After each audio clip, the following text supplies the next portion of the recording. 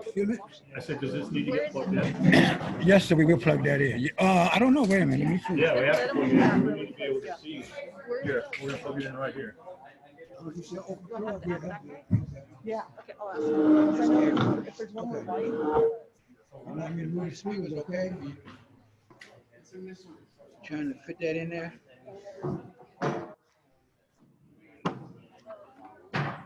Like that? Yeah. There's always a question, right? Okay, we need to hunt down all the HDMI looking cables. Because my display cable is on one of those. So let's look in all the boxes. And let's get all the. Okay, I got it. No matter. Thank you, thank you. Yes, ma'am. Lynn got Look it. at The short black tablecloths that you got originally? oh, ours? Yeah. Oh, okay.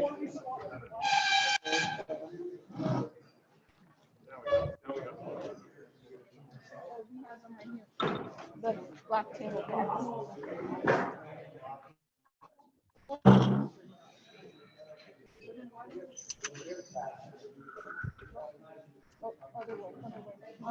Okay.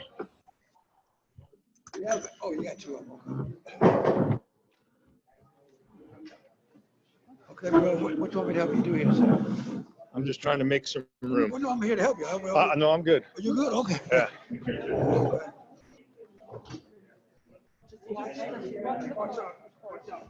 Watch out for my computer cord. I got extended. Big trouble. Oh, we want this.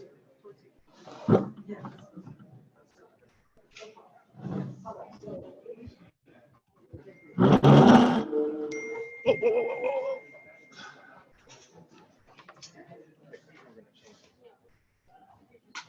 So, I'm not sure if that monitor, I think we lost the feed to that monitor.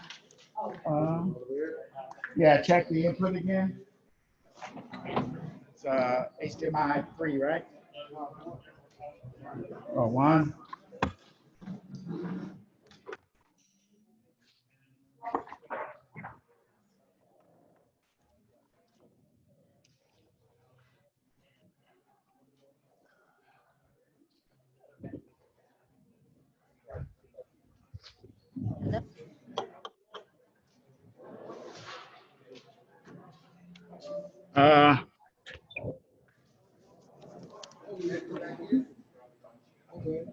Can I grab the hand sanitizer?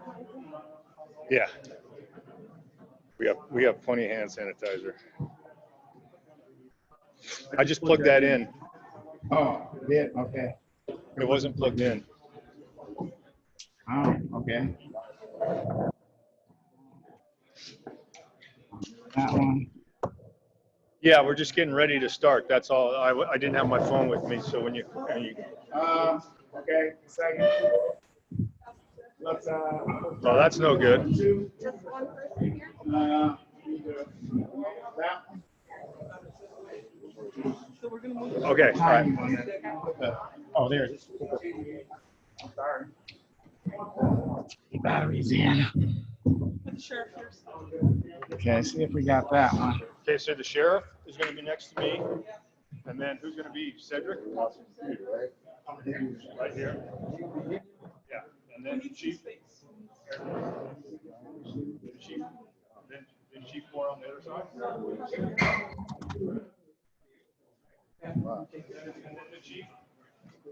And then the bishop. We're going to have the chief here, and then the pastor, and then the bishop.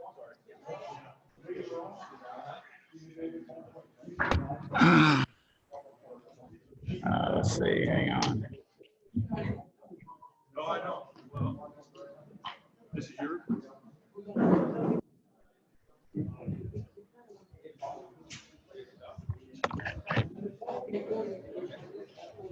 Okay.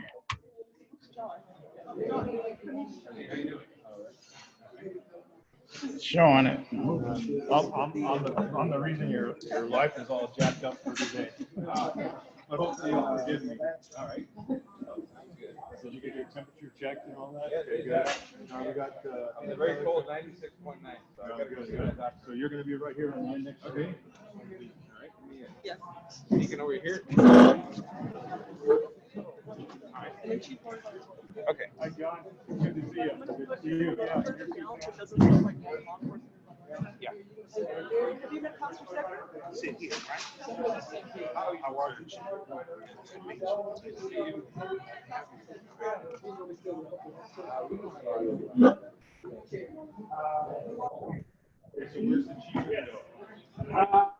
On the XLR, you okay? Okay. Yeah.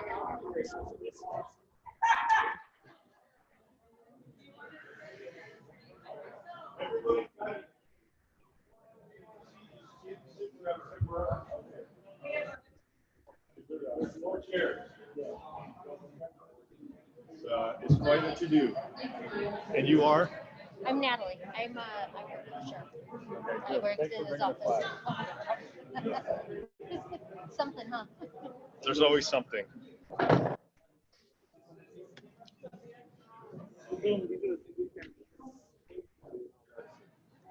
Okay, just a second. And, sorry, can you move the camera so they can We decide where everybody is now. Everyone's happy. Yeah, that camera I need. He can come up a little bit, maybe. Gabe, Yes, sir. come on, guys. Nothing. Okay, let's do this, Mike. Here. Take this and plug it right in. Oh. You have to, sorry, I'll bet shit, man.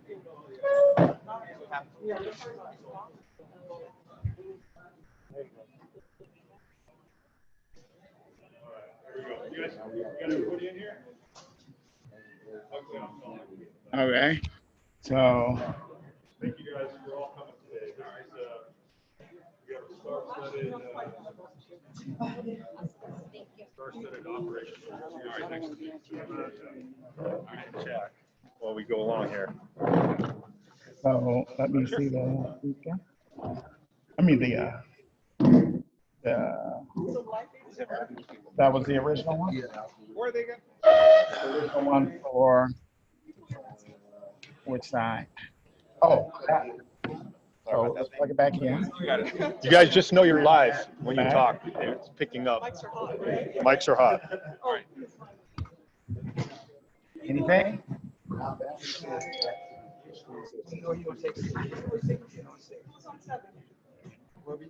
No, nobody's on 7 right now. No, nothing, huh? Okay, just a second. Let me try it over 7 is, here. oh no, he's already got it, Mike. What you? 7 is the chief. You want 7 the chief? 7 is Chief Moore. Where's he at? He's not here yet. Oh, okay. That's why I just had it sitting out. Nothing? Where do we put Chief Moore? I need to get. Okay. Oh, All right, so who's next to the sheriff? over here. We're coming all the way back here. Okay.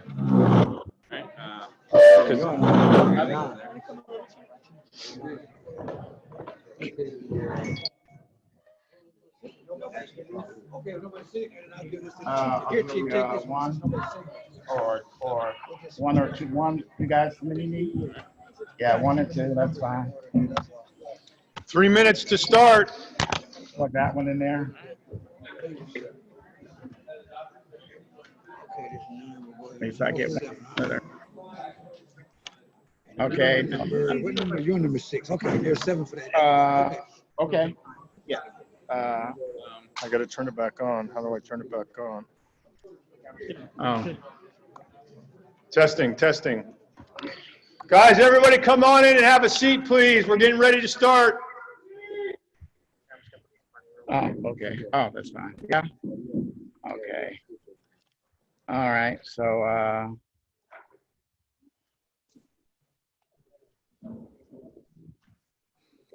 Hey, John, let us know when you've got all the sound set up and ready. We just want to see how you got a hum? you're talking. We're testing. 1 2 1 2 testing. Oh, We're missing Chief Moore. He's on his way. So that's my bad, guys. I'll have you up in a second. My, And you'll be able to expand the zoom so we can, because we can see Andrew's smiling face. Okay. There's a little lamp above. See, I'm twinning you today, Andrew, with my light. Just It looks better than it did 10 minutes ago, so this angle works. Yeah, I changed the angle, Peyton, just Hard for to you, fight the because sun. otherwise we're going to get. So. Yeah, turn it around just for a second. I just need to, I can't really monitor it that way. All right, we'll expand that one. Okay, they're good. Okay, let's go with that one. And audio. I got it right here. Here, do you want to put, hey, Paula, this is the microphone for Robert Arcos.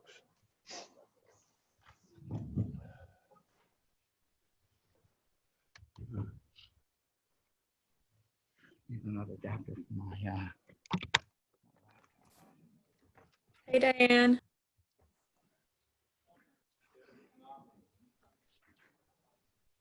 there's another adapter for my laptop. If you look at Hey, it, Peyton, like, kind of like that. Yes. I didn't think to add you to email. I just forwarded, but Erin and Andrew, can people hear us? Yes. Yes, we can hear you, Diane. Okay, got it. Sorry.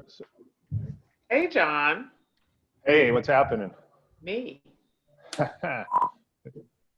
So the other monitor, we'll get that up here in a second. Yeah, we're working on that one now. Peyton, you good with me letting any VIPs on? Yeah, I need to bring my, Yep, go for it. I think we should still make sure your sound, I think we're good on sound. I'm not hearing any feedback. I don't know, is Dave done setting up sound pieces? Not sure. Everyone's ready to roll. We're just missing our LAPD person. He's on his way, but we're going to get started, and he'll just join in route. Okay, go ahead, Andrew. Yeah. Hello, everyone. Needs to come in. Hi, welcome. Thank you. audio's coming up. Second. Hi, thanks folks for joining. I know I had spoken with most of you. We're just doing some last minute prep and setup, and then we get going. But thanks again for being here.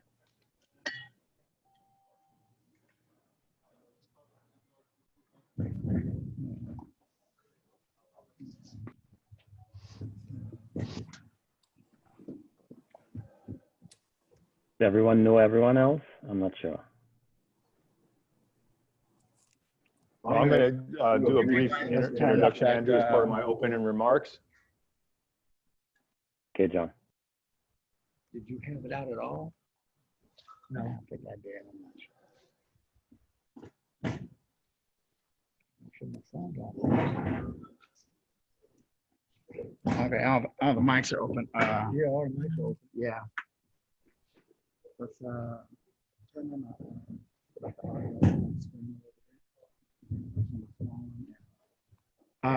John might take me a second for the second screen. Okay. We do a little quick audio test with the camera guy. Okay. Deputy Chief Robert Arcos is trying to log into the Zoom.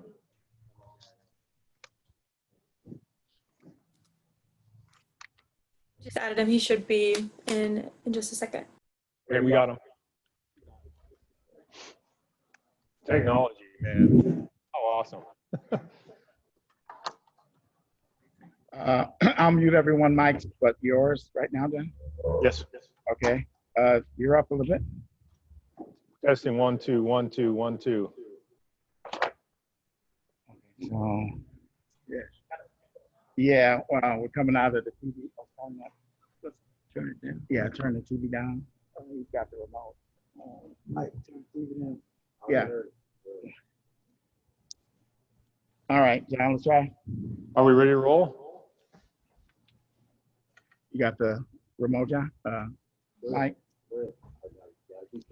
Okay. Oh, testing 1 2 1 2 testing. Happy birthday to the Marine Corps today. Happy birthday to all the Marines joining us. Happy 245th Marine Corps birthday. Apropos service branch created in a bar in Philadelphia. So I need the camera to stay on him when he's talking. Yeah. Okay. Oh, okay. Are we in your way? Okay, why don't we pick that up on this side? So let's use this camera on this side. All right, we're just finalizing camera position here. We got some media folks here. Right there, right there, right there. Okay. Okay, that's good, that's good, that's good, that's good. Are we good, Dave? Yeah, that's better, yeah. All right, here we go. Welcome everybody to the Voice Project Rise Town Hall on the ABCs to a Better Community. Today we're going to talk about empathy. The promise of America is a great one: life, liberty, and the pursuit of happiness. It takes hard work, sacrifice, and accountability. We have not always lived up to that promise to some, but today we will walk a mile in someone's shoes as we discuss empathy and how to strengthen and improve our communities in America.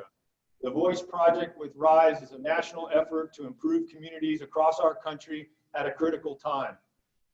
Looking at how veterans and sports can build a bridge and relationship between police and the community. Today is just the first step in our national vision to improve our communities across the country, starting with Los Angeles. Please understand that we are here to listen and learn. God gave us 2 ears and 1 mouth. We use proportional. We're here to provide positive solutions, find common ground and understanding of our differences. We don't need to agree on everything, but we at least need to have respect for one another on a basic human level.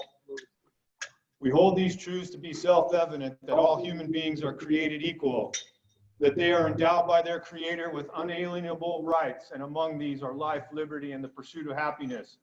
Even if we disagree, your unalienable rights do not supersede mine. We seek to elevate the discussion by listening and using language that unites us rather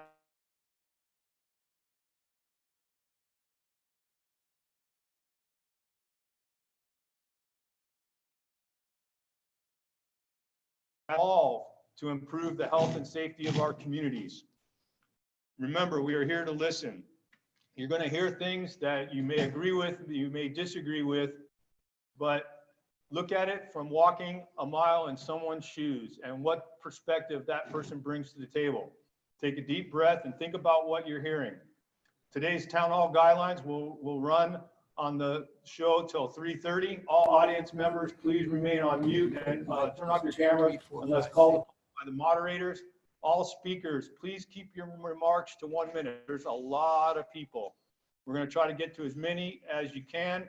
This will allow for the most interactions and questions to be addressed. For those of you joining us on Zoom, you can post your comments and questions in the chat box. I'll be monitoring that here at the live event. Remember, this is a nonpartisan thing. We don't care who you voted for president. No political statements, please.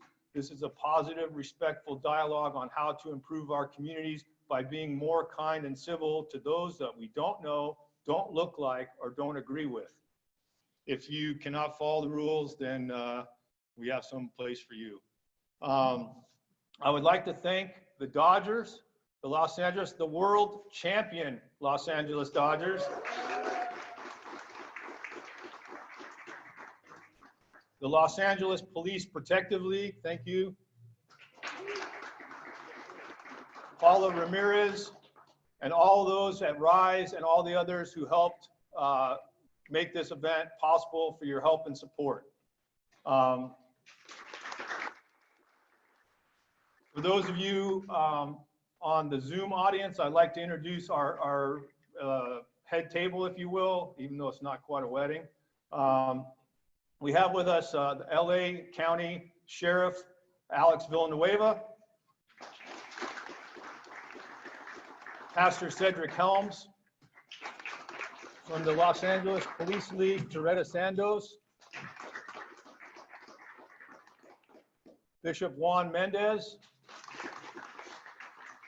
And in our audience, we have Captain Jesse Valles, just awarded the General Douglas MacArthur Leadership Award. We have Gabriel Asolo from the Dodgers. And Colonel Daryl Hensley from the ROTC program for LA Unified School District. Oh, you can actually stand up. Oh, it's too late. We already got everybody. On our virtual audience, I'd like to recognize, again, I can't say it enough, world champion manager Dave Roberts from the Los Angeles Dodgers. You can wave Dave if you're there on the Zoom. We all, if you're there, wave. We have LAPD Assistant Chief Robert Arcos. From the Association of Los Angeles Deputy Sheriffs, the President Ron Hernandez. The LA Unified School District Superintendent Austin Butner. From the NFL, the Executive Vice President of Football Operations, Troy Vincent. The Director of the National Association for Civilian Oversight for Police Departments across the country, Susan Hudson. The CEO of RISE, Diane Billings-Burford. From the National Guard, General Scott Rice. Chief of Chaplains from the Department of Navy, Admiral Margaret Kibben. Retired Chief of the Army, General George Casey. Also from the Army, Sergeant Major David Clark.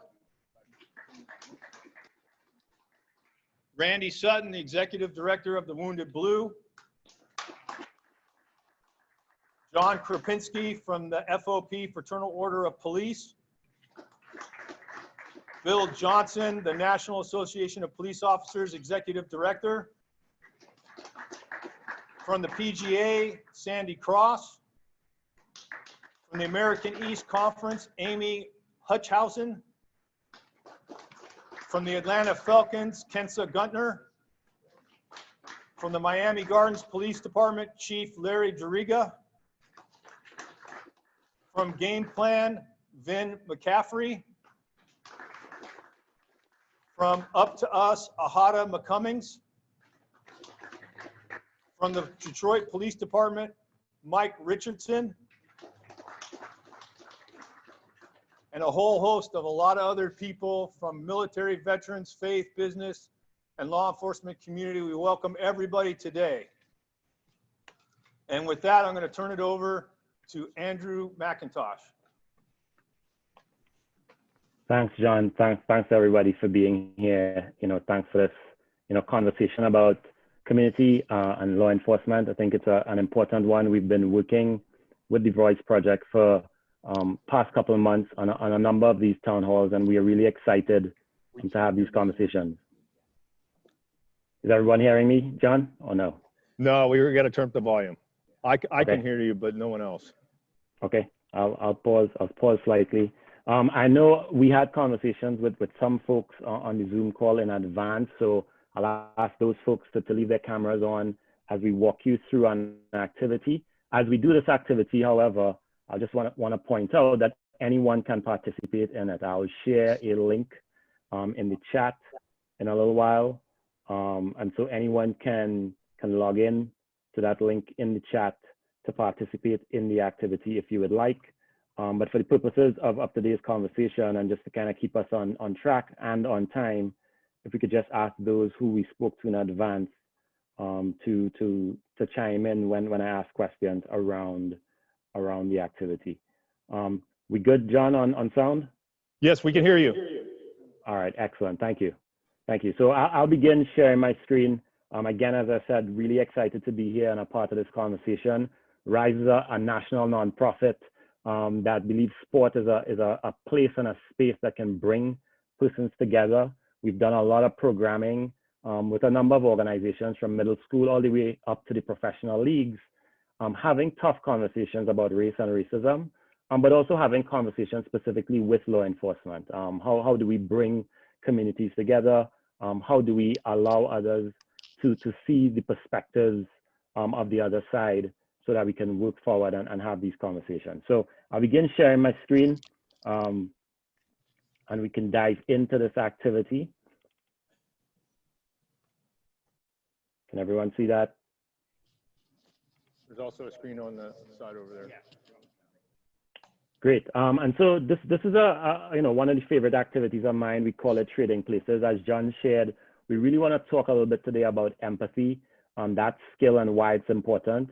And one of the things that we've learned as we've done our work around empathy is that empathy is closely related to perspective taking, or involves a great deal of perspective taking. And so this activity, I believe, will bring some of that out today, So, I'll ask folks to do one of two things. You can either use a pen and a paper and draw the diagram you see to your right. So you can draw 4 columns and 9 rows. So you can draw that if you like, or if it's easier, you can go to that link that you see there. Let me just throw it into the chat so it's easier for folks to get to it. So let me just put it in the chat. So it is in the chat. So if you want, you can click on the link in the chat. It will get you to the app, or if you prefer, you can draw that diagram, as I said, that you see on your right. I'll give folks a minute and a half or so to set that up, and then we proceed.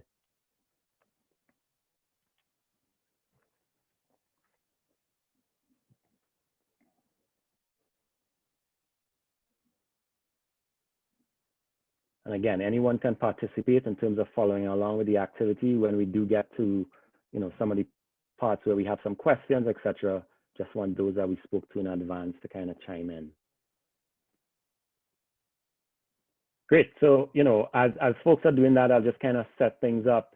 You're going to be presented with information for 8 persons. You're going to be presented with information for 8 persons. They're going to come up on the screen. When they're presented, you're going to use this column, or those of you on the app, to rank these people based on who you would most want to be, whose shoes would you most want to step into, all the way down to the person who you would least want to be or want to step into those person's shoes. All right, so you're going to rank the persons from 1, I'd most want to be this person, all the way down to 8, I would least want to be that person. So just checking if there are any questions, any concerns, make sure those instructions are clear before we jump right in. Excellent, excellent. Just a couple kind of pointers. One, there are no right or wrong answers here. This is strictly up to you and what your preference might be. As much as possible, we want to save the comments to the back end where we can have some conversation about this. So please, asking folks not to interrupt during the session unless you do have a question. Feel free to throw it into the chat. And then you're not required to share this. So I know there's a submit button via the app. You do not have to hit submit. You do not have to share how you ranked individual persons. Any questions on those instructions before we jump in? Okay, cool. So again, your task is a fairly simple one. You're ranking who you would most want to be, all the way down to who you would least want to be.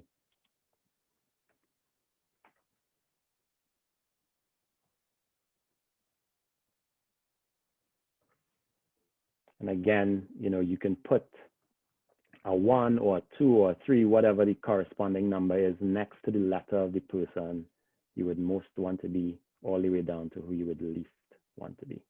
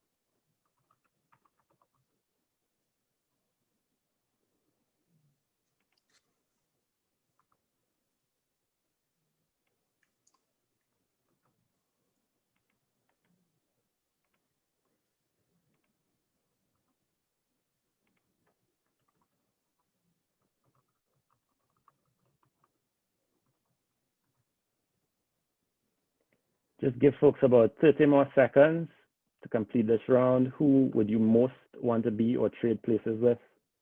All the way down to who you would least want to be or trade places with.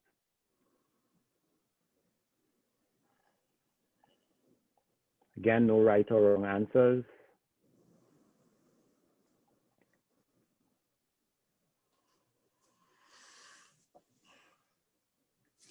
Any questions before I go to slide 2? Everybody good? Just give me a thumbs up, those on the screen. Just give me a thumbs up. Everybody's good? Okay, great. So we're going to go to the second round. We're going to go to the second round. So just go to your second column. Your task here remains exactly the same.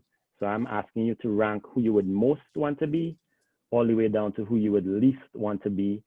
This time, however, I'm giving you a little bit more information about each person. So these are the same 8 persons. Your task is just to rank them from who you would most want to be to who you would least want to be. You know, if you can change your answers if you like, that's absolutely fine, and up to you. Who would you least want to be, all the way up to who you would most want to be.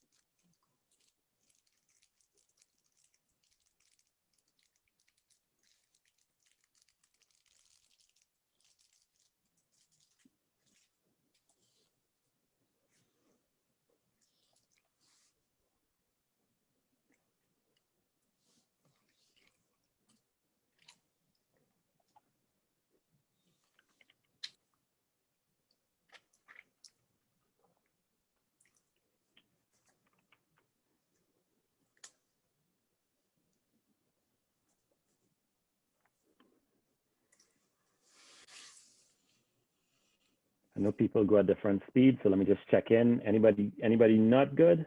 Is everybody on screen good?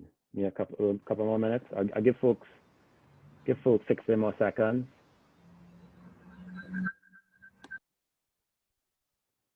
Thank you, Sandy. See you. Again, there are no right or wrong answers here. No right or wrong answers here.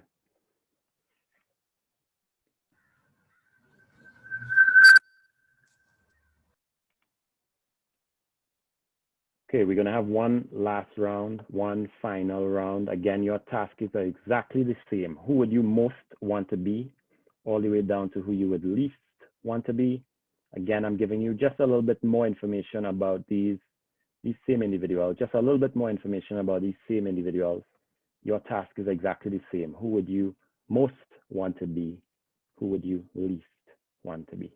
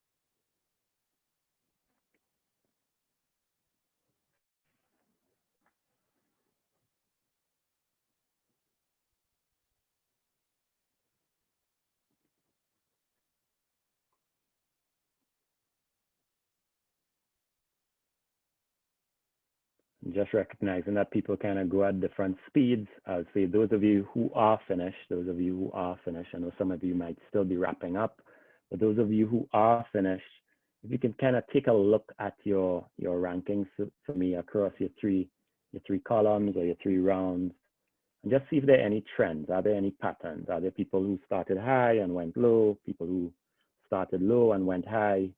And just think through as well, you know, what criteria you might have used to rank persons, what criteria you might have used to rank persons as you went across all 3 rounds. Right, so giving people about 30 more seconds to wrap up their ranking, and also to consider people who started low and went high, people who started high and went low, and what criteria you might have used across your 3 rounds.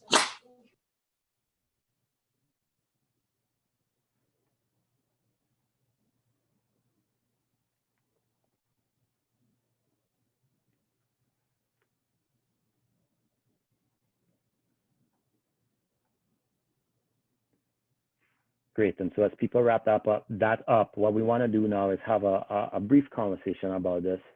I'm going to stop sharing my screen so we can see one another a little bit better.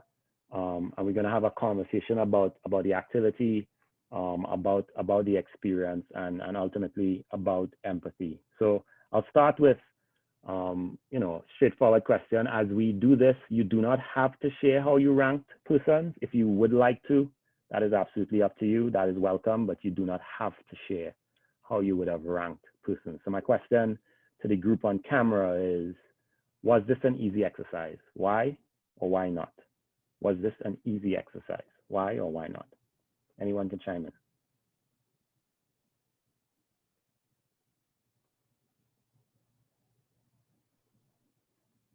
I'll chime in. It was not an easy exercise to start, but became an easy exercise as you gave us more information and understanding. Okay, so I hear you saying, hey, round 1 was maybe a little bit difficult, but round 3 was a lot easier than round 1. Is that correct? Thank you, Nicole. Anybody else? I'm here from 2 more persons. Go ahead, Kate.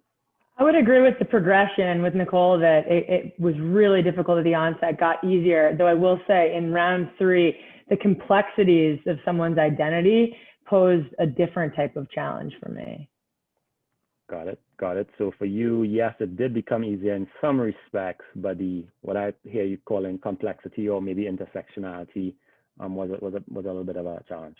We have from 2 more persons.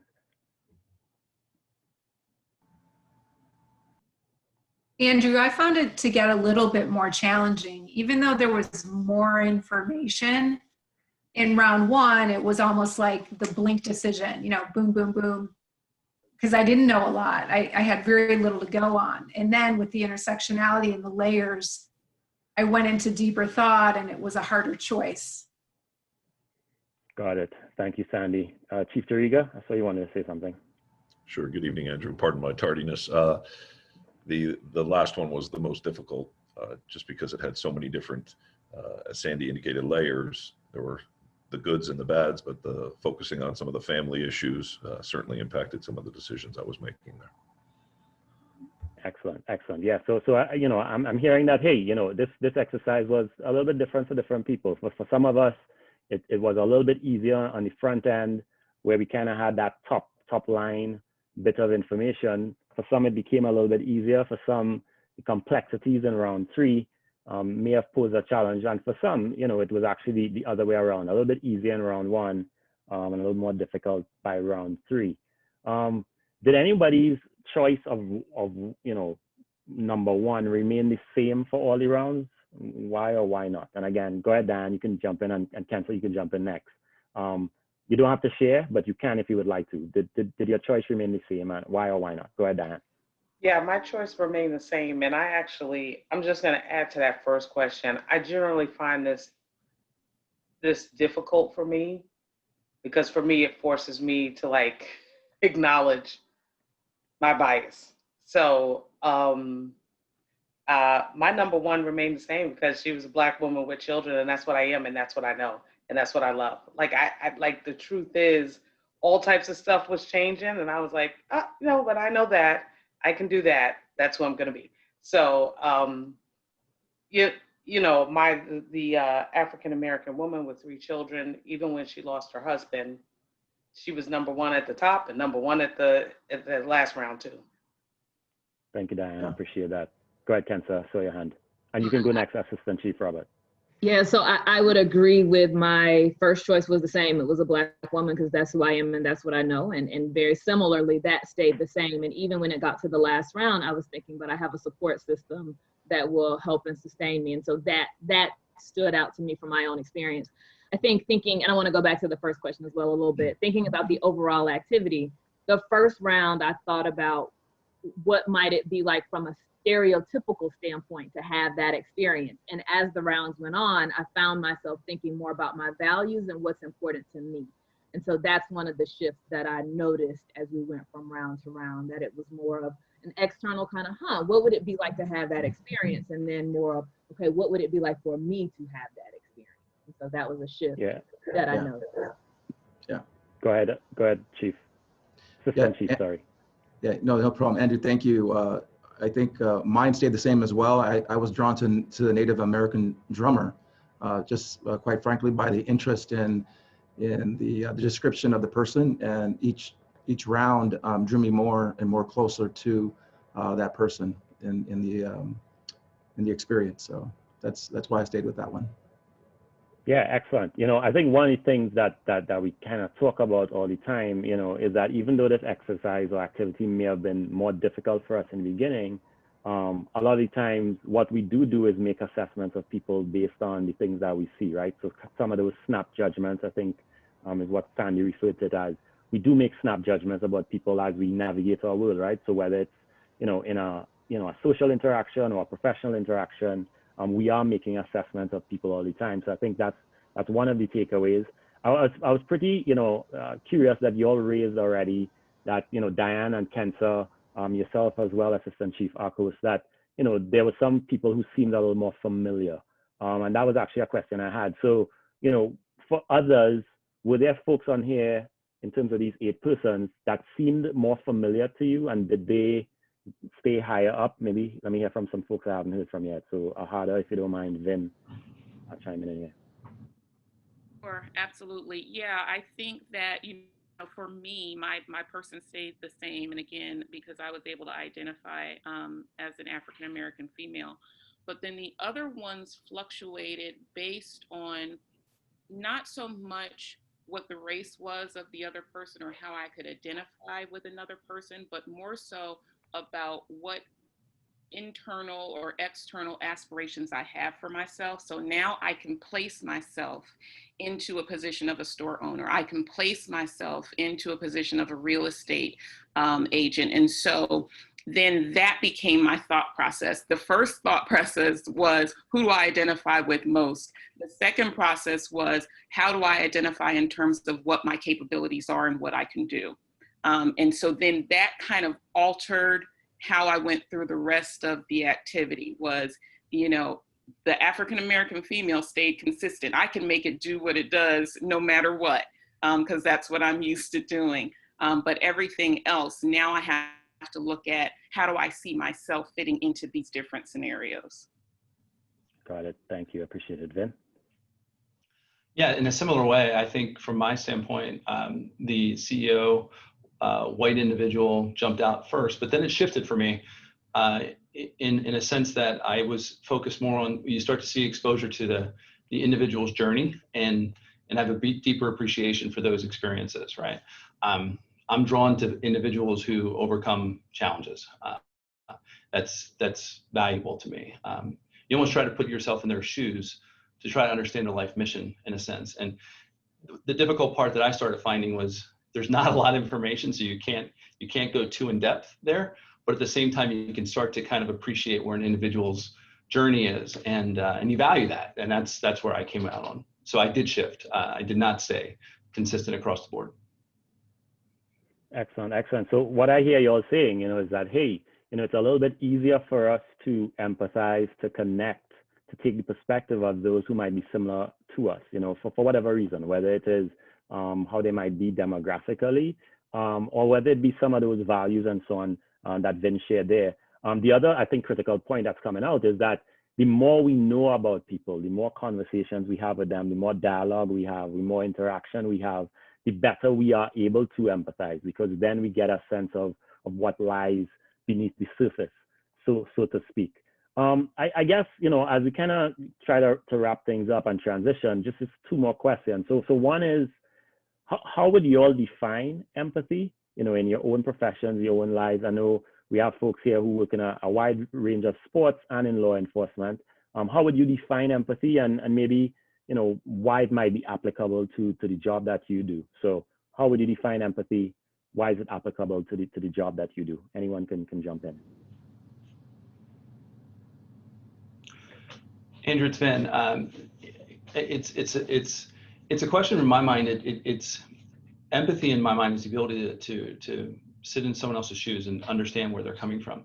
What I realize though, that's a bit of a process, and what you were just explaining is really critical to understand where the individual's paths are and their experiences. That's really critical. What we see is, and I think college, high school, professional sports teams see it, there's a lot of different ways to get to success, right? It's not just one path, and understanding that from a diverse standpoint brings about like an openness in mind, right? So if you can start to think that way, what I found in my experience is that diversity of thought brings just a natural empathy bi-directionally. Because if I'm really interested in understanding Andrew's more inclined to understand me, and that empathy allows us to work together better, right? Which ultimately drives towards success. I mean, that's what we've seen in experiences working with great teams. And so, although it's critical from the standpoint of understanding the individual to sit in another shoes, in a sense, it's really the openness to say that there's more than one path to get to where you want to get to. Got it. Thank you, Ben. Let me have a couple more views. How you define it? Go ahead, Kenza, and then Ahada, you can chime in. And sorry, Admiral, you go after.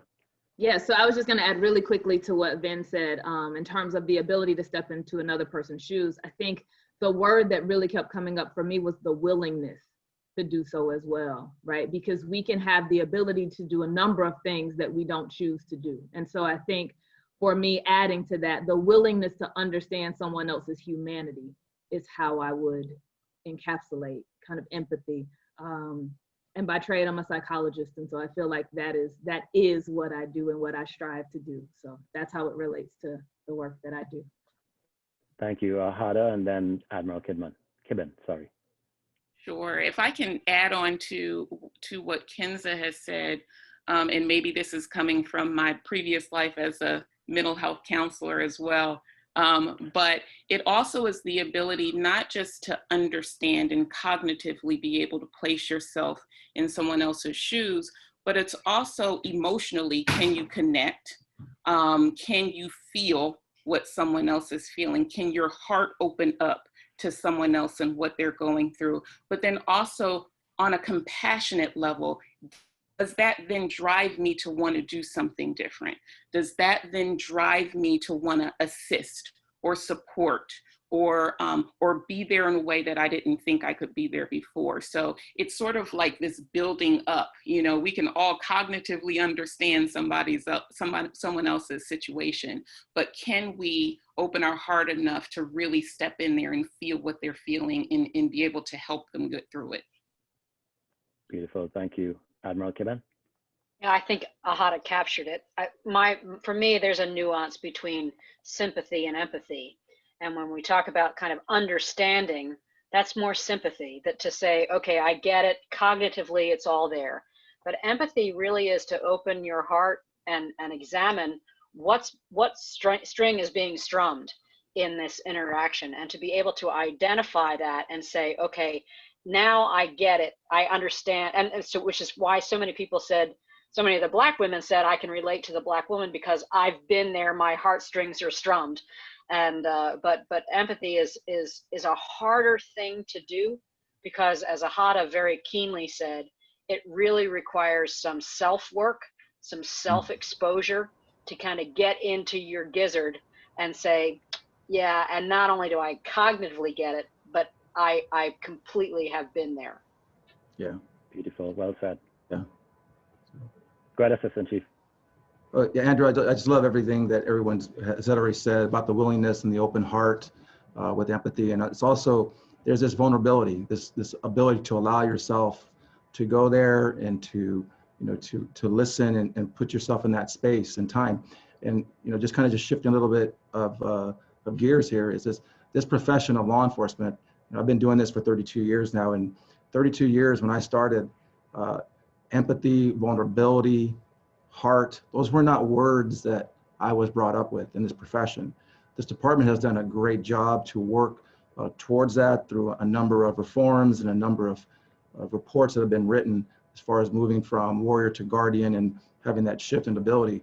We've done a lot of great things. We still have a lot of work to do, but this is a great conversation talking about empathy in law enforcement, because a lot of people don't necessarily associate that that's the work at hand or the first reaction or the first start for law enforcement. But I've seen great change in law enforcement, not only in my own organization, but many others, understanding that we can be so much better and have so much more connectivity and connection with our community and those people that we serve with that put forward, empathy.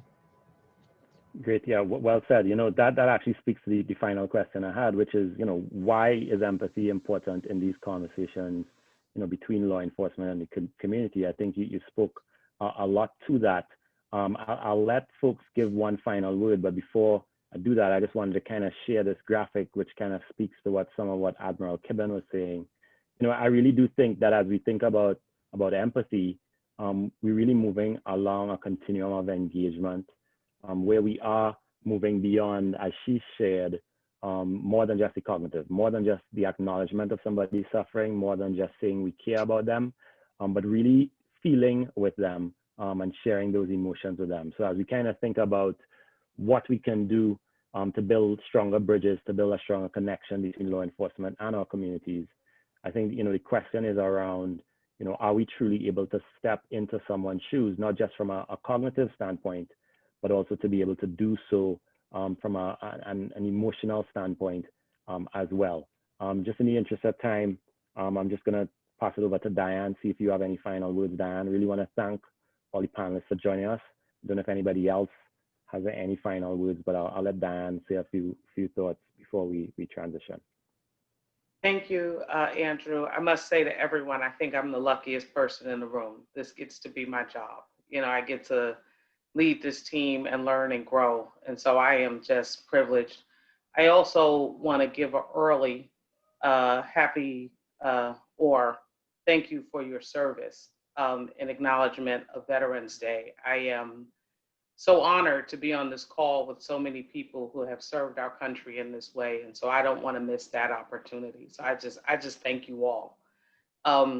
Even as, you know, what John said, us not being political, the ability for us to speak our minds and share and have our stances, I am aware that it comes from people serving our country. And so I am deeply, deeply grateful to you. I would be remiss, I'm not saying he's my favorite, but I am saying General George Casey is my board member. So I would be remiss not in giving him so much appreciation for a lifetime, a career of service at this time. I want to thank everybody for joining. I'm excited for the next part of this. I just want to reiterate, RISE's, our mission is to educate and empower.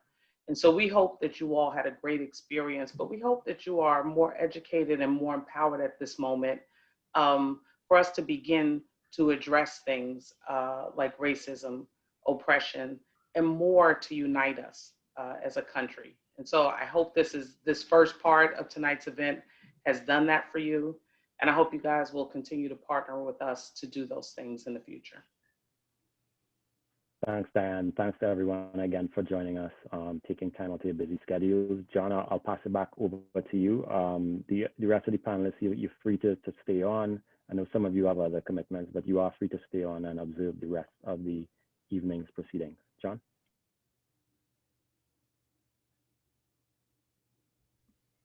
You're muted. John, you're muted.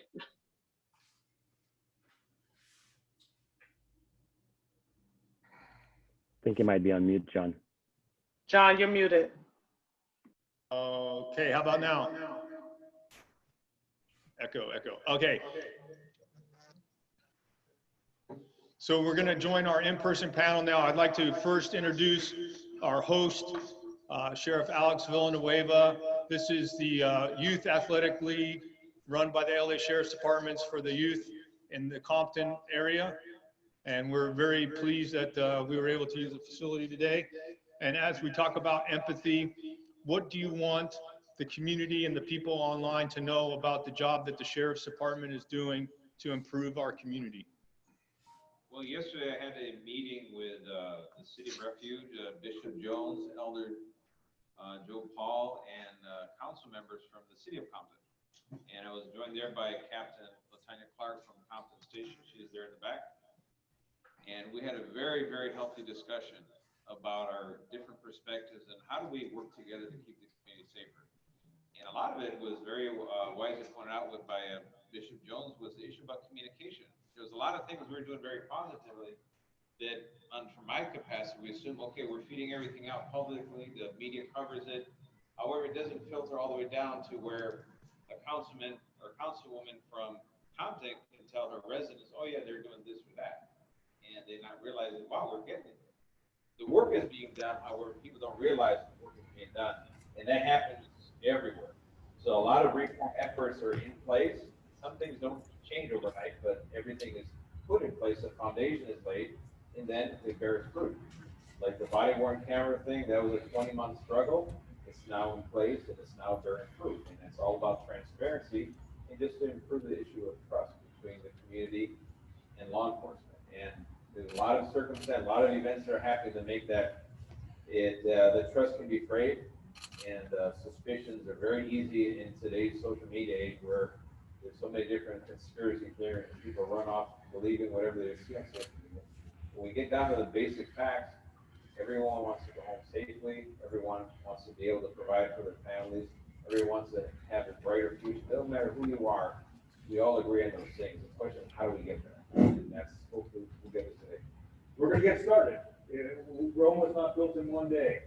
We're going to do a quick lightning round with the panel here.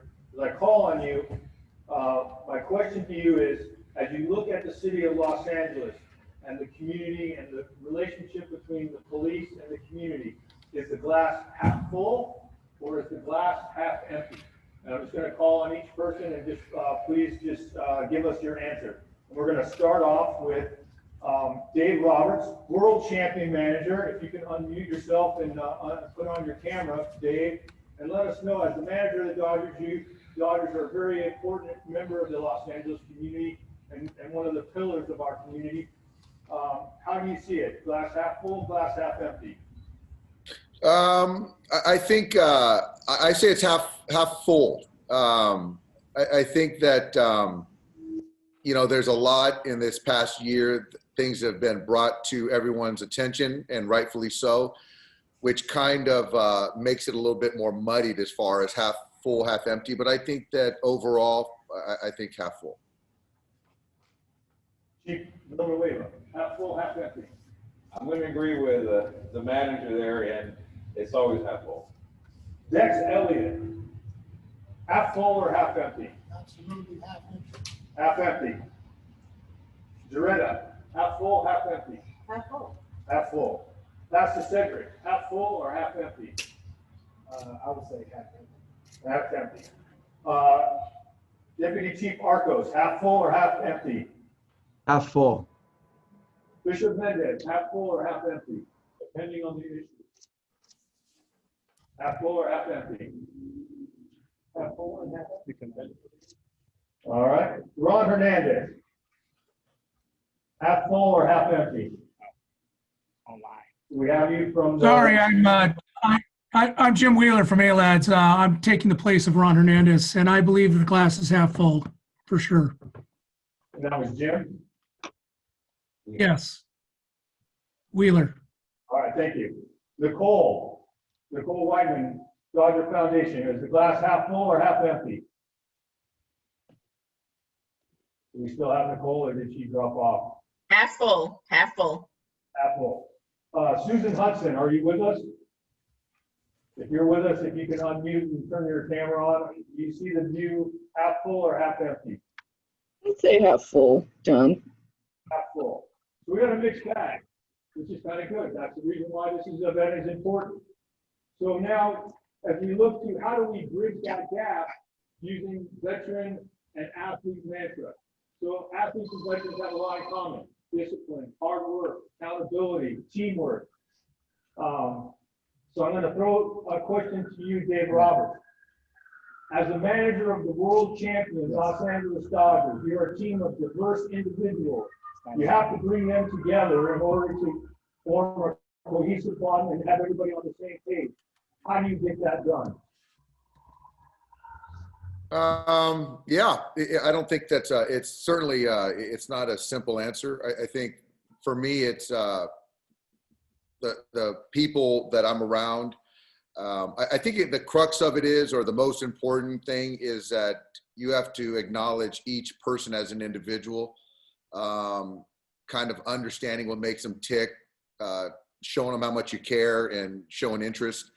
And then kind of trying to keep everybody on the same page as far as accomplishing the same thing. But I think for me, growing up, it was kind of do as you're told. But I think now it's kind of changed as far as leading and trying to, you know, get to players individually. It's a lot more difficult. But I think that they want it, they still need it.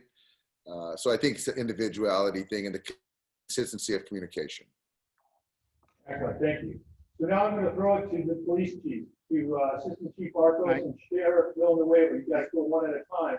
As you listen to Dave Roberts talk about how to bring people together using communication, what do you want the community to know about what your department is doing to create more accountability and camaraderie within your department, within the rank and file?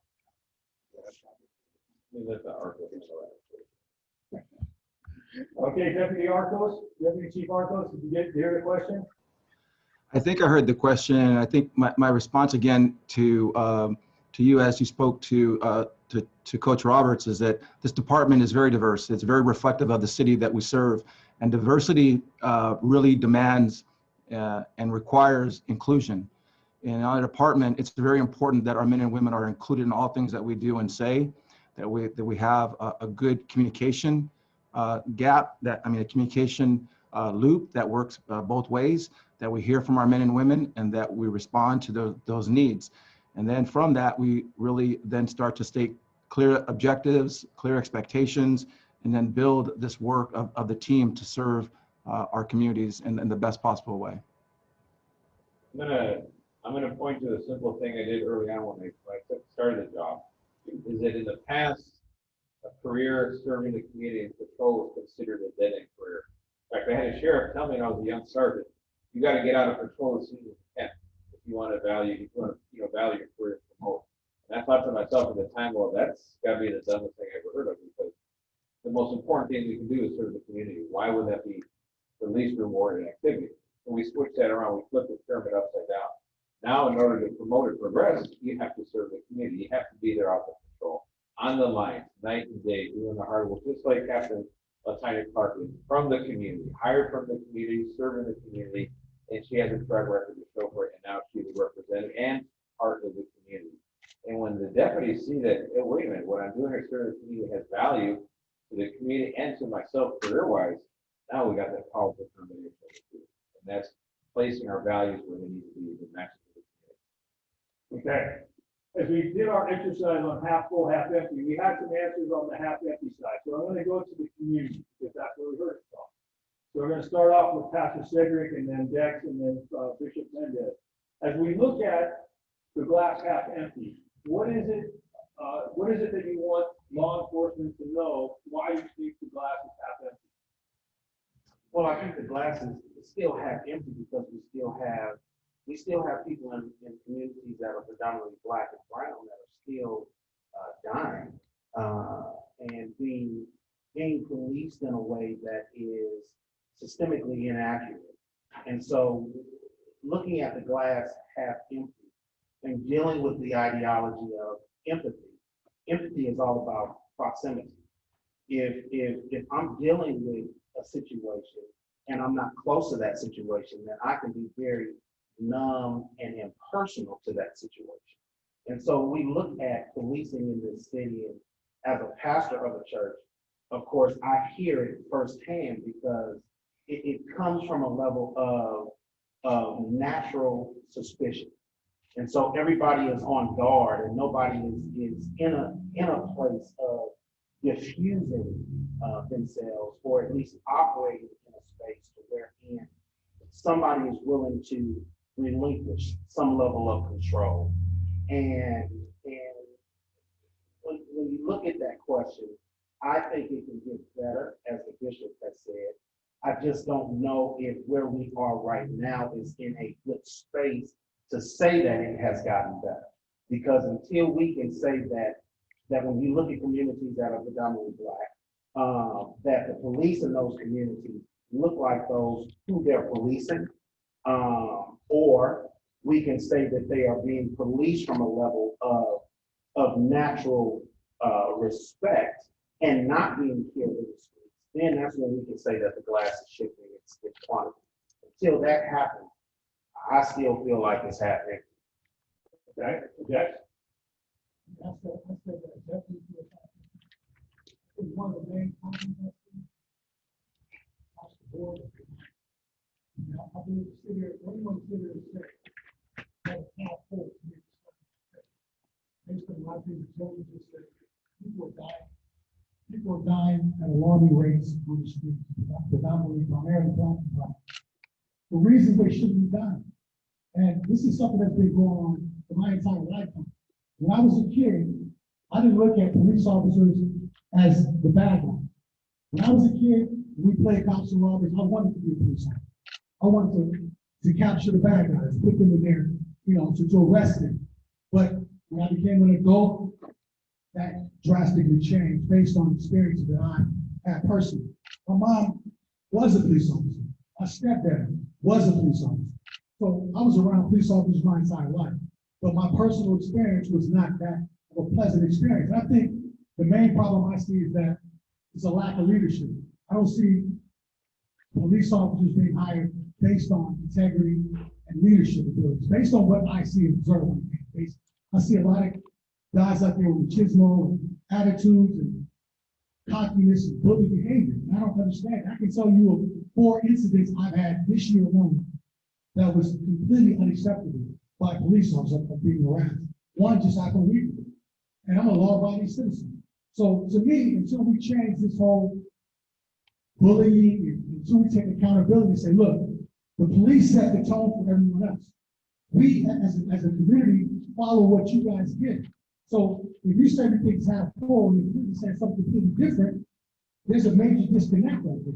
So at some point, someone's not listening. But then we look at the evidence and people are dying at alarming rates. Yeah, people of all nationalities and colors. To me, one last thing I'll say. Police officers to me have the grand opportunity, the golden opportunity to be heroes. To be those people I wanted to be when I was a kid.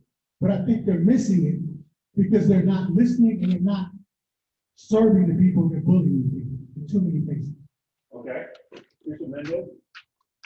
One of the issues that I see as a bishop in overseeing hundreds and hundreds of children, I see that too many incidents where the police does not own up to their mistakes. And that creates a problem for the other 99 police officers that are good officers. And so it is important that we have clarity on a lot of matters, because sometimes things are swept under the table and they pretend like it didn't happen or it's not happening.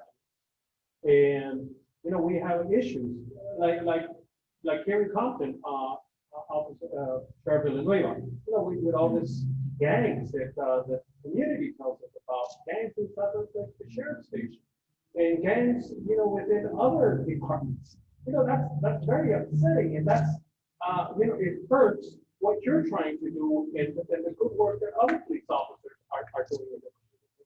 So it's important that those issues within the police department, within the sheriff's department, within the highway patrol, because sometimes we forget about the highway patrol harassing our community members, and they're not here, and they should be here at the table.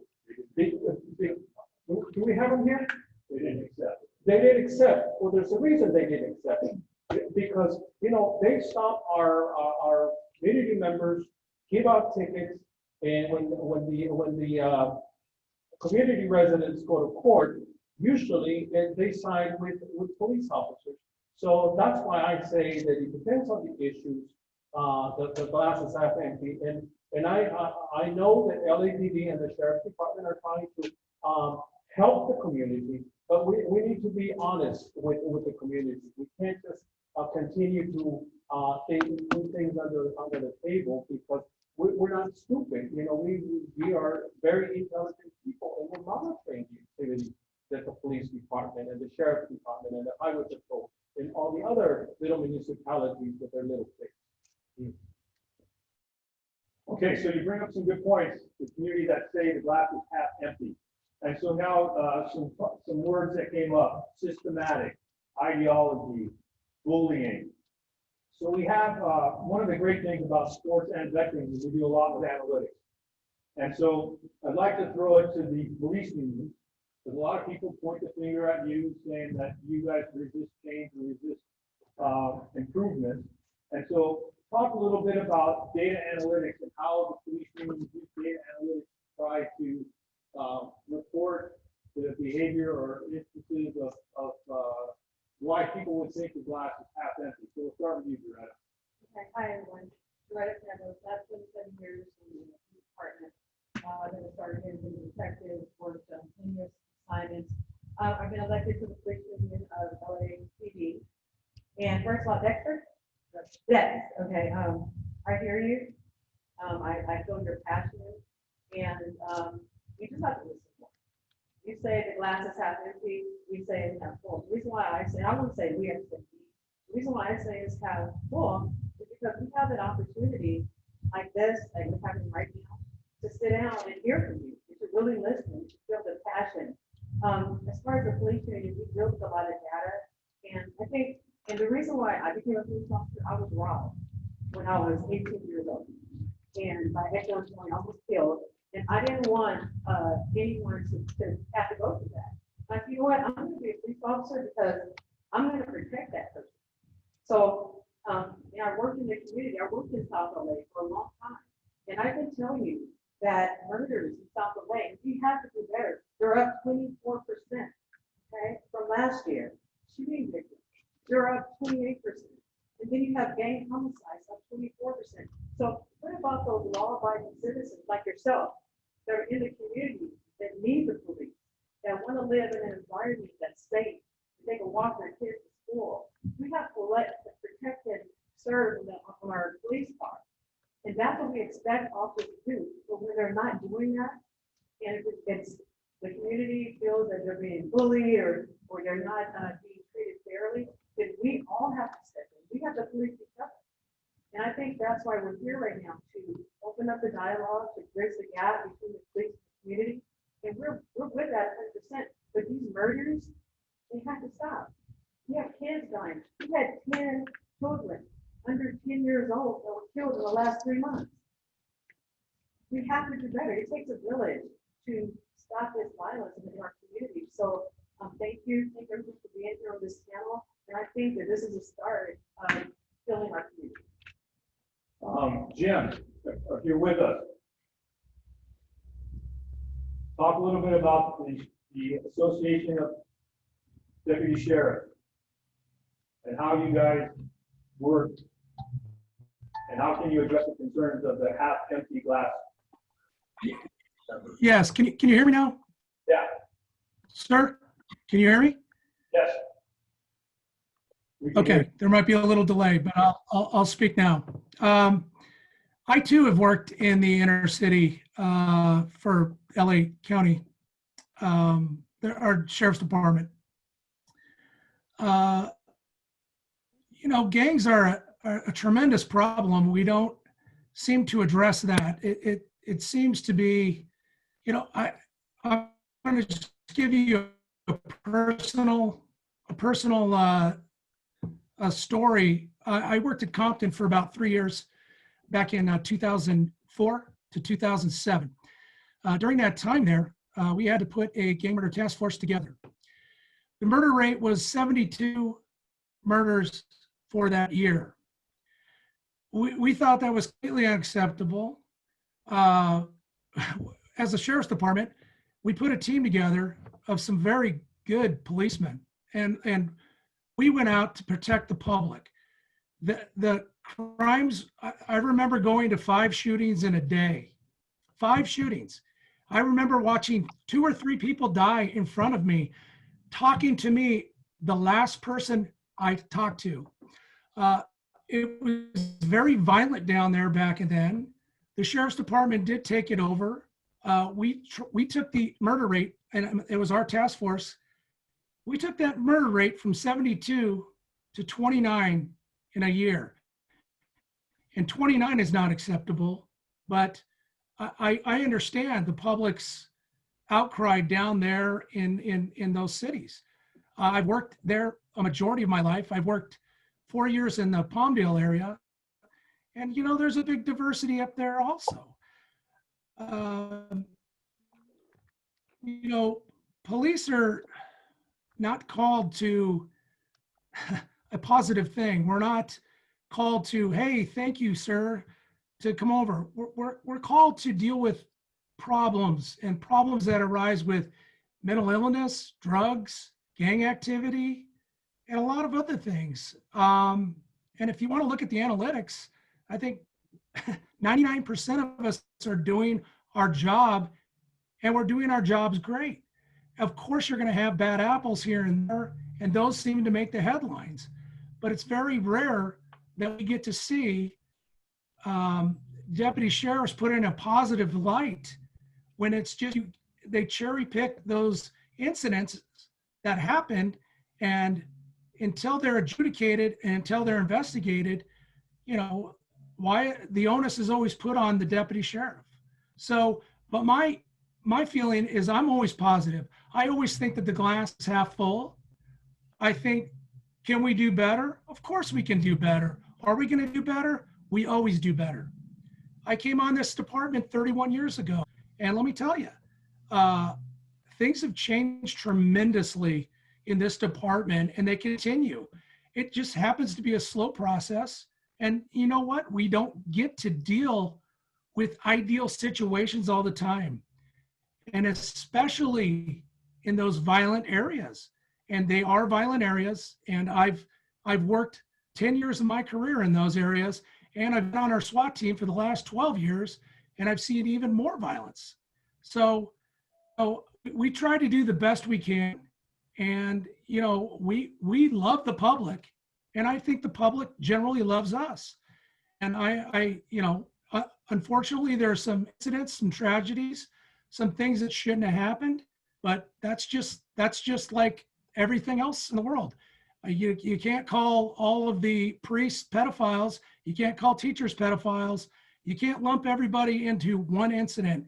And I think that's what we feel. We feel that we're under attack.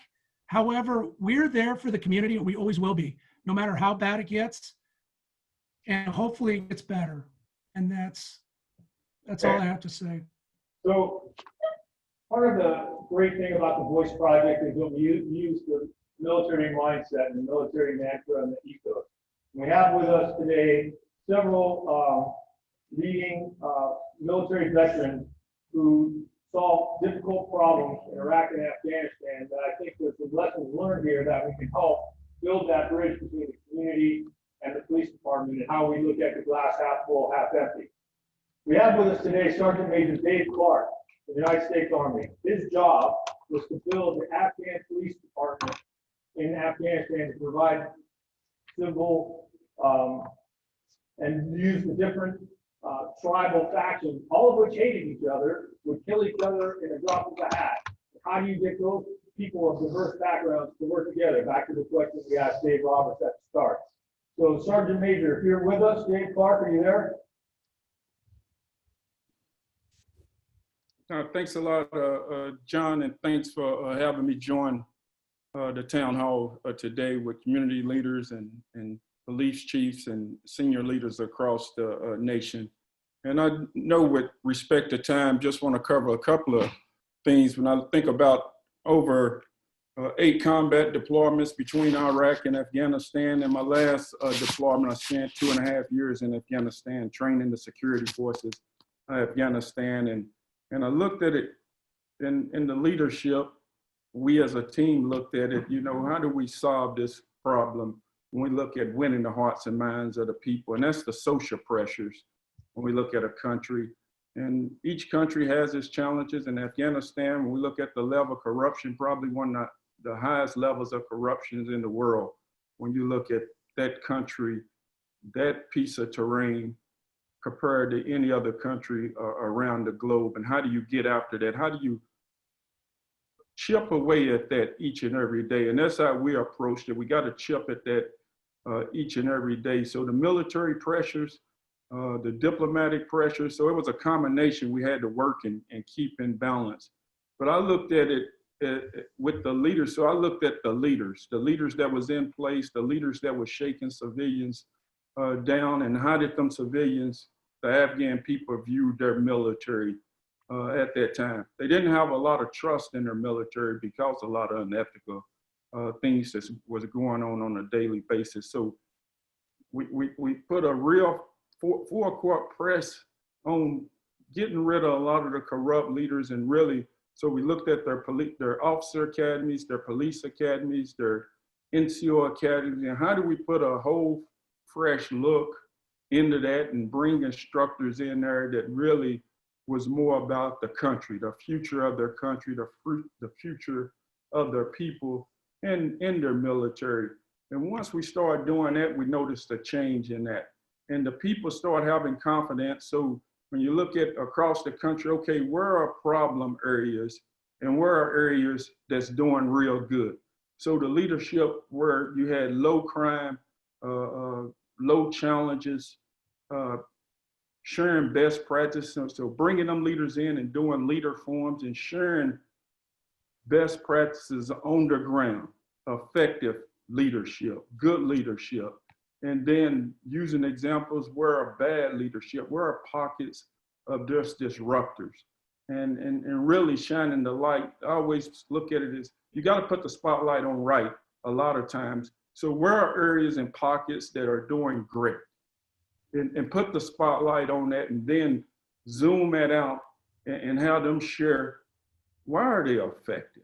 Why are they doing great? Why is the crime rate is so low in them areas? Then when we flip that, that's when I seen the change in areas that was really bad areas, that was infested with terrorist networks that was controlling the people and controlling that piece of terrain.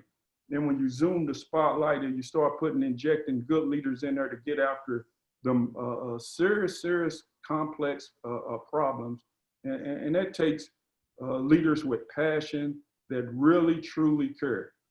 And when the people see, I always use the approach, when people see commitment, they see leaders that's committed, leaders that they can trust, and leaders that genuinely care, And then I look at our country and I look at what's going on in our country. Yes, we have some challenges, but I think for the most part, our security forces, our police forces, first responders are committed. For the most part, when we look at trust, yes, that's an area that's going to take some work, because it just takes a couple of bad apples to erode at the trust, and then that's something that just don't happen overnight. And I think that's where patience come in at.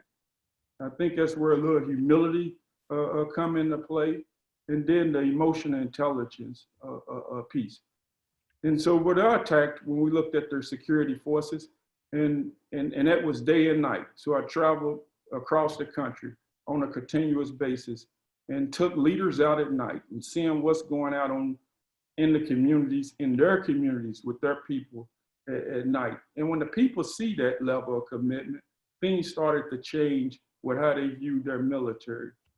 And then leaders doing the right thing, getting young leaders in there that when you really attack the academies, whether it was the police academy, the officer academy, and developing good leaders. And that goes back into the ethos that they believe in, not necessarily what we believe in, but how do we share that and project that in their people and doing the right thing and showing our level of commitment with the mission on the ground. But I think genuinely, because the people got to see leaders that genuinely care about them. It's one thing to see them, but do you hear them? And that's something we stress with the leaders across the security forces in Afghanistan.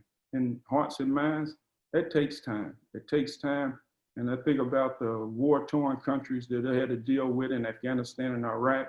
they've been at war for over 40 years. And a lot of challenges, still a long way to go. Yep. I looked at every day, the trust factor. And so I pause there for any questions. So thanks a lot, John. Thanks, Sergeant Major. So Dex, as we look at the community and you're looking at the glass half empty, can you name or suggest a community that you think is going well that can be modeled after? Personally, no, not at the time. Because I think the standards that in my mind is so high. You know, like I said, I think when you say protect and serve, that's very extreme. Take that very extreme. And I think I heard the one officer you put, the one officer, he sounded like exactly what I explained. A lot of them not. Policing, being a police officer, we all know it's a very difficult job, but it's a selfish job. And a leader is a selfish job. It's something to serve the people. So you can't really go into it looking for a pat on the back. You have to really do some change to what people want to hear. We want to cheer police officers on, but we have police officers getting off time and time again, and there's no, you know, with the community, the public, we get frustrated. Then you say, okay, we're doing the best we can, and there's not any, the problem is not what it is. But that's not what we see. Okay. Sheriff, as we look at what the Sergeant Major was talking about in terms of training and dealing with the diverse, uncooperative systems, is the onus for accountability on the officer or on the community? And how can the Sheriff Department lead the way there? Well, I can say the onus is on everyone. Accountability is a two-way street. Because the emphasis has always been about police accountability, and we've heard that for a long, long time. But police accountability is actually a subset of personal accountability. Are we respecting the rule of law? Are we respecting everyone's right to life, liberty, and the pursuit of happiness that you mentioned? And I would put it myself as Sheriff of Los Angeles County, my goal is for everyone to live. That's my starting point. I want everyone to survive. Everyone. I don't care who you are, where you come from. If you're here, I want you to live and be able to prosper. Now, how can I achieve that? Because people are dying left and right. I had 8 murders in my jurisdiction this weekend alone. 8. I had 7 of them occurred within 12 hours of each other. And that just tells you the level of violence that's out there. However, doesn't mean all hope is lost. All right, because with that despair, there can be hope. When we look through it, find out where the commonality, how can we pick this in apart? How can we hold each other accountable? So when a deputy, a police officer comes across a young black man in the street, how can we make that encounter a positive one? How can we convince young black men, young brown men, young white men, anybody who decides to arm themselves in public and get in a conflict with law enforcement? That is where we have the problems where it's definitely about shootings, often about shootings, and those are the ones that create all the headlines. That is very true. But that's actually a product of the failures that happened earlier on. Those are the ones the headlines is the ones that are unarmed. Right. Now the unarmed ones receive most of the headlines. They should, because you always wonder, has something been done to avoid the outcome? The overwhelming majority of the force is hardened. As we saw with the 2 deputies in Compton, packs who were shot in the head. And that's the type of thing, can we avoid that? Can we avoid people killing each other? I mean, the sheer level, when we had enforcement deputy about shooting with John Kisby in South LA, I put a map on the screen. We had 12 homicides in that area alone in 9 months. We had 163 assaults with a deadly weapon. We had 115 arrests of young men with guns. The ones that were committing all the assaults with a deadly weapon. So we're putting our officers, our deputies out there to try to sort out who's who and, you know, who's the one that's a threat to the community and who's the one just trying to go about the daily business. It's not as simple as that. I think even more important, who are the ones that are trying to change it? I think a lot of us hate the crime element as much as you do. Matter of fact, some of us hate it more because we're getting oppressed by it. So at the end of the day, what police and the community activists and people that really want to change it start realizing we're not against each other. We're Well, actually that's- the same team. Well, that's the reason why that's exactly why we're here today. So, Diane, you're listening in on this great conversation. Do you have a comment? Yeah, I think this is great. I had a question, especially I want to thank the law enforcement officers for being so open and sharing, and I also want to thank the man who is being so direct. And one of the things, going back to empathy, is I would ask if you guys could share. I think what's one of the things that's happening is that I am not necessarily, and I think I stand for a lot of community members, when we don't necessarily see the connection between high crime and why that leads to behavior that feels oppressive on everyone. And I think if we understood it, because I think that that the connection is somehow being made, I think if we understood it, we might be able to be more empathetic. And so, and the other thing, I think if we understood, I agree that there are bad apples, and that's not the entire force. But I also think that community members are not only dealing with the brutality and the bad actors, but we're dealing with the system that does not fairly punish the bad actors. I would say in some of these high publicized cases, we have not run into one officer yet that any department didn't already have problems with that officer. And so I think if we could understand how that happens, it would help us to be more empathetic with what I do think the law enforcement community is facing, but I think we don't have that understanding. And because of that, it's hard for us to really connect emotionally and be empathetic in those instances. Exactly, Diane. And the way that you do that is through some transparency. And I want to get to Pastor Cedric and Gerard in just a second, but I want to just mention to everybody that on the line, on the call today, we have 25 students from the Los Angeles Unified School District that are paying attention. And right now, when we look at the unrest, rioting, looting, it's mostly our young people that are committing those acts. And so I want to bring in the National Guard. We have General Scott Rice on the line. He is the retired director of the National Guard. And the National Guard is the one that responds and works with law enforcement.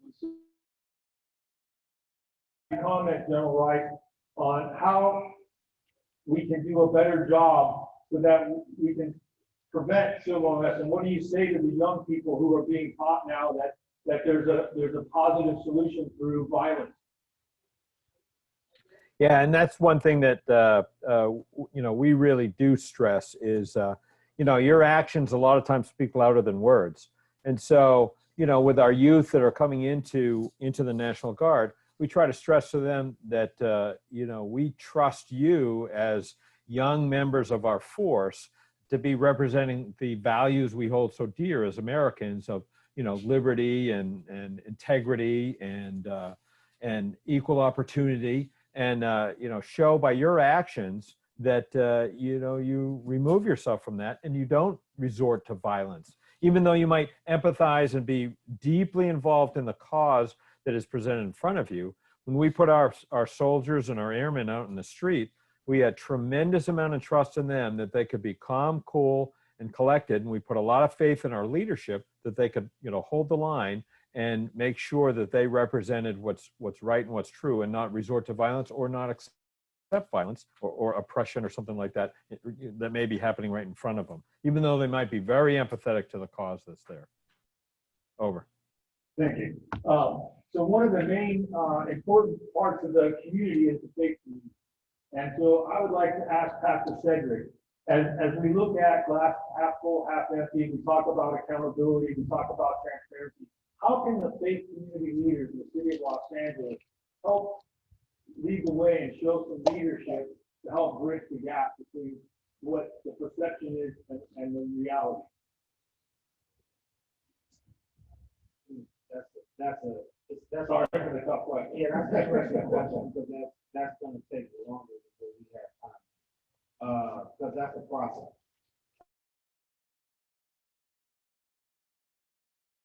Which is, you first have to understand this is systemic. You have to understand that this is a system that has been in place before any one of us in this room were ever even thought of in our mother's womb. So if we don't come at it from a systemic perspective, we will not get to the core or the root cause of the problem. You have to look at it from how we even house and zone in cities. You can't group a whole bunch of people into a community and expect for that community to be healthy. Wherein when you look at that community, it was zoned based on trying to populate that area by one race of people. Color of Law, good book, go get it, read it. The Color of Law is all about how we zoned our city and put a population of people in a community. That's like trying to put piranhas in a swimming pool, and you don't think that they're going to eat on each other and whoever else enters that pool. You can't look at it from that way. You got to look at it from the simple fact that there are certain systems that are in place. And until we attack those systems as faith-based communities and leaders, we have a tough time because we are usually caught between a rock and a hard place. We're the ones who have to call out certain systems, but then we're also the ones who have to help those that are oppressed by those systems. And get back to the call of the matter is that sometimes from where we sit, it's one of going back to another S, which is service. My sister here to my right said it, protect and serve. Police are not supposed to be mental health specialists. Police are not supposed to be domestic violence interventionists. Police are not supposed to be counselors. They're supposed to protect and serve. When they're thrown into an instance to where they have to, Coach Roberts, play out of position, you're going to have that play fail. And a lot of times police are playing out of position. We need to get some, whether it is funding, whether it is people who are able to do it, to where when certain calls come in, the police don't have to deal with that. Now, how do we attack that system? We're not going to deal with that today. That has to be taken down piece by piece, brick by brick, and then recreated. The other thing that we have to deal with, and what we deal with from the faith-based community, is statistics. If there is a higher occurrence for a police officer that is violent in certain situations, that police officer needs to be retrained. The same way as me as a pastor, if I'm infecting the people and causing folks to be spiritually harmed, I need to get pulled out of the pulpit and retrained on how not to hurt people.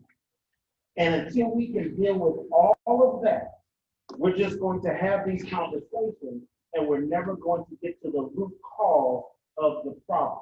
We can dance around cancer, but until cancer is dealt with aggressively, you're just going to be cancer affected and infected, and pretty soon you're going to pass away. We have to understand our cities are passing away. We got to do that. But it's systematic. Yeah, thank you for that. Not trying to gloss over any of the bad actors, because we all don't want bad actors among us. You know, police officers hate more than anything a bad officer. The good ones hate the bad ones, because you know what? It tarnishes our badge. People die for this badge. Okay, we're not gonna let anyone tarnish it.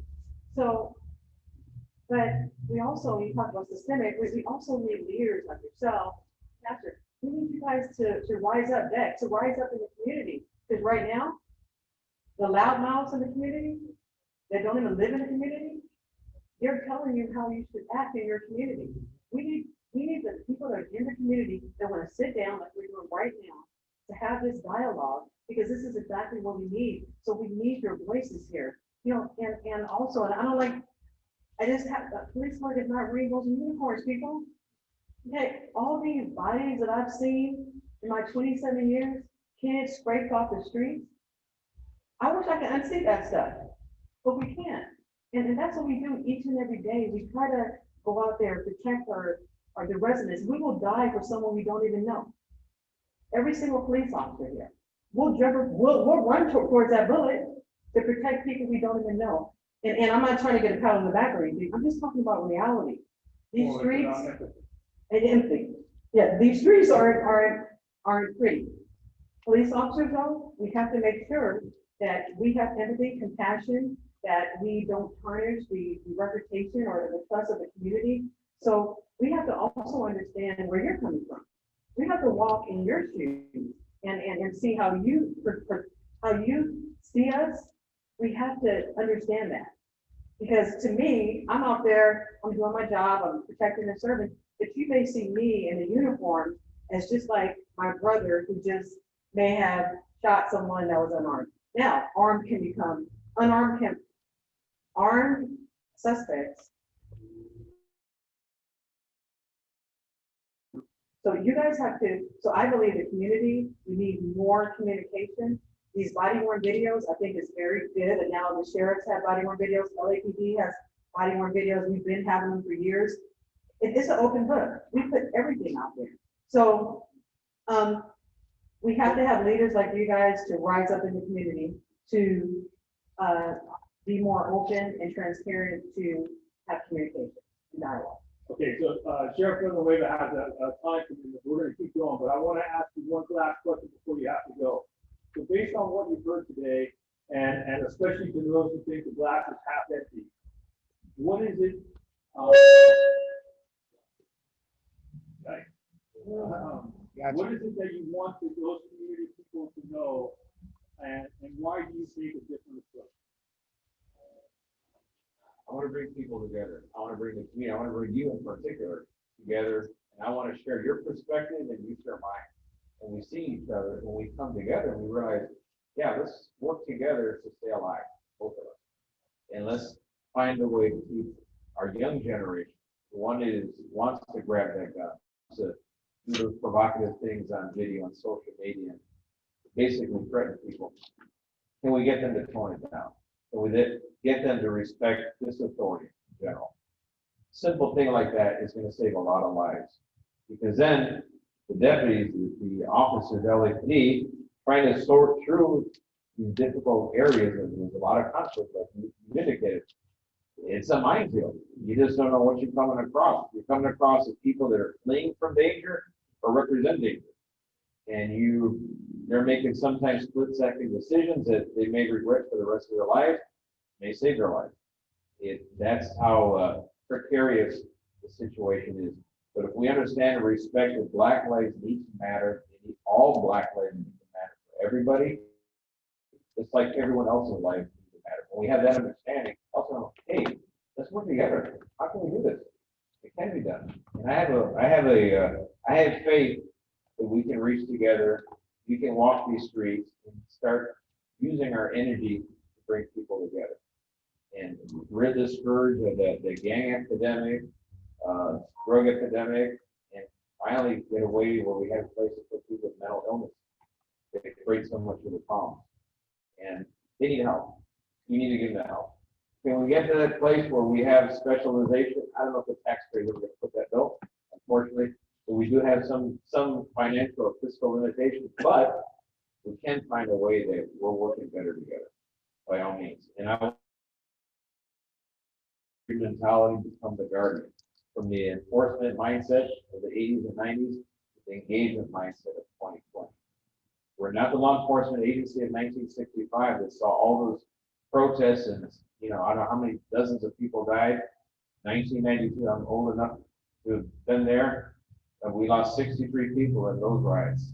Thousands of businesses destroyed that never were built again. The vacant lots are still in South LA. You go down Florida, you can see them. That is sad.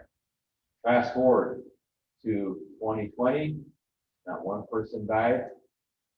At least we did not see any serious injury within the sheriff's department. I know there was a few others, but if you compare, all of a sudden, that is progress.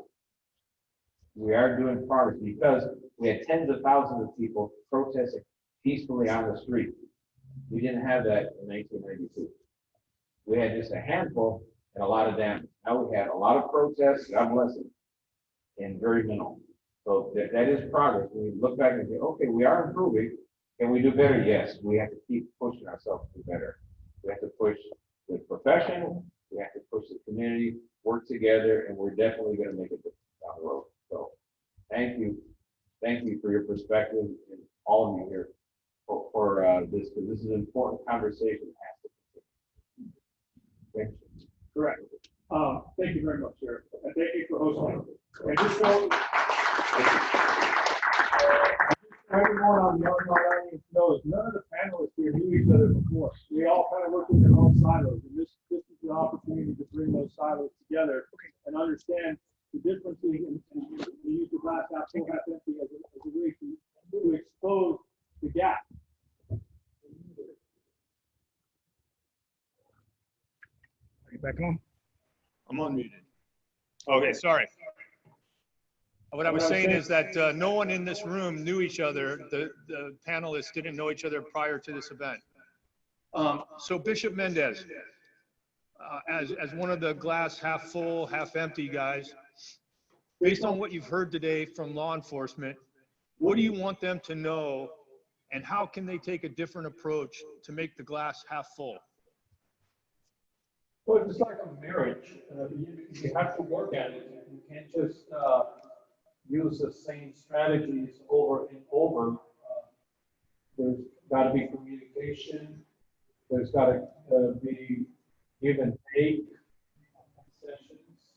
And I know that during this period of time, this COVID has really impacted our community in a very negative way because whatever dialogue we had prior to COVID, it stopped completely, and it should have continued. We shouldn't have stopped the dialogue and the conversation.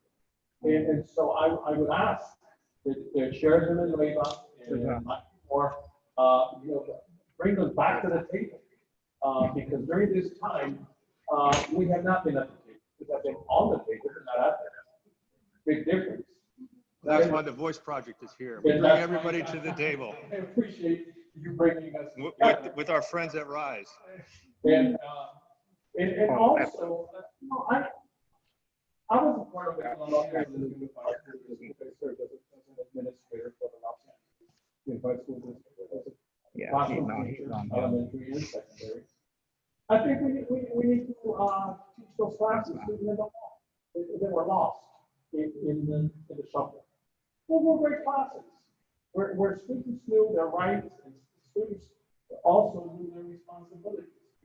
Because this is about transparency and accountability between the community and law enforcement and law enforcement. It's not a one-way street. We know that the churches also have to own up to whatever we need to do, because the rhetoric at the churches cannot be only about love and peace and joy. It's got to be about us holding our members responsible also. That if we hear that our members are doing things that are destructive, as pastors and as leaders in our religious community, we need to address those issues. We need to bring our young people in tell the things in a straight way and preach the truth. We can't just be a one-way street. Okay. Sorry, in the interest of time, those of us that are here live, we're going to continue on if you want. But before we go, I would like to bring in Dave Roberts one more time because I know he has to go. Dave, based on what you've heard today and how we want to try to get to the glass half full, in your experience as a manager, what advice can you give to the police and the community to help bridge that gap? Yeah, this was gold. It really was. I didn't know really what to expect being on this call. And first off, Sheriff's Department, police officers, I just want to thank everyone, military for their service. Just to be vulnerable and open, it's not easy. And I know we all appreciate that. I think for me, it's a situation where I look at the Dodgers and I look at it as a former athlete, and as a community member, it's almost like the police department, sheriff department needs a new rebranding. And, people spend a lot of money on perception to make a reality. And I just believe that, you look at the gentleman who was speaking pretty honestly about his feeling about the police department, And for the police department to not have the backing of citizens who do abide by the law is a problem. And so I think that I recall, you know, CSM Clark, Diane, so many people had so many great things to say. And I do believe that it is systemic. I also feel that the rebranding part of it is getting the police officers in schools and impacting these young kids, because young kids of color do see the police officers now as a threat. And I mean, that's more of the solution. It's the leadership. And I think that it seems like for me and as a community member, that the police department, the sheriff's department is really on the defensive and not acting proactively. And then you feel kind of threatened. As a community member again, and I don't know what's behind the curtain. I get criticized every single day in my job, and I don't know, and people don't know what's going on and what leads to decisions and all this kind of stuff. So I can't even speak to what's going on behind these departments. But I do know that when you're here to protect and serve the citizens, and what's right is right, and to be held to a certain standard on discipline, the community public needs to see it.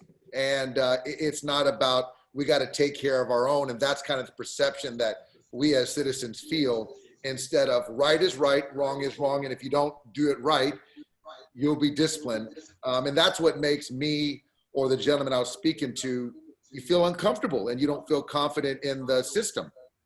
But again, I applaud everyone for being here and listening.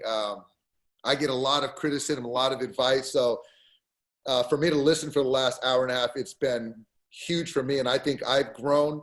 And I just wish we could take some of these snippets of these conversations and put them into the middle schools, into the high schools, since we are virtual these days. This is really something that's really tangible, I think, for these teens that they can learn from, to see both sides and every side of what adult conversations are like. So that's for me as far as solutions on looking out on what we can do. But I do feel that the social media rebranding of the police forces, sheriff forces, I would love to see it and support it in any way me and the Dodgers can do.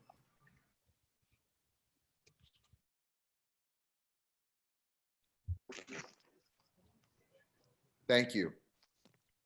Thank you, Dave. And I hope that you'll be part of this going forward. I know that we definitely on the rise side, the education point and getting the kids educated. And we do have plans to take some of this great content and move that along. So that'll be one of our action steps. And then also, you know, getting this group together again and bringing more people to the group. As someone mentioned, the CHP didn't participate in this.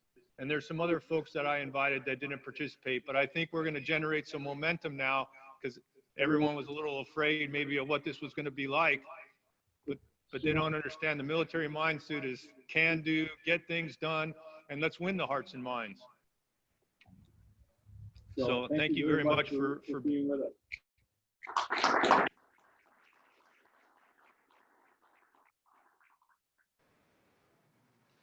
For those of you guys online, we're going to continue on.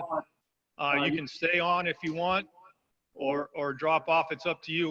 We'd certainly like to see you guys stay on if you have the time. So let's go back.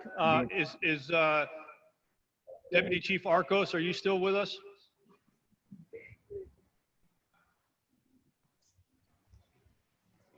I'm not sure if he dropped off. So we have with us today Jesse Valles. He is recently awarded the George MacArthur Leadership Award. He is one of 29 U.S. Army junior officers to receive that award out of more than 120,000.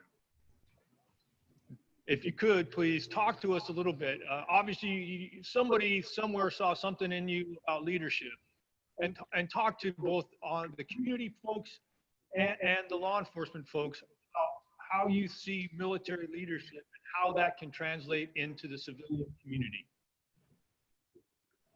Thank you for having me. I'll speak to just on the Army values.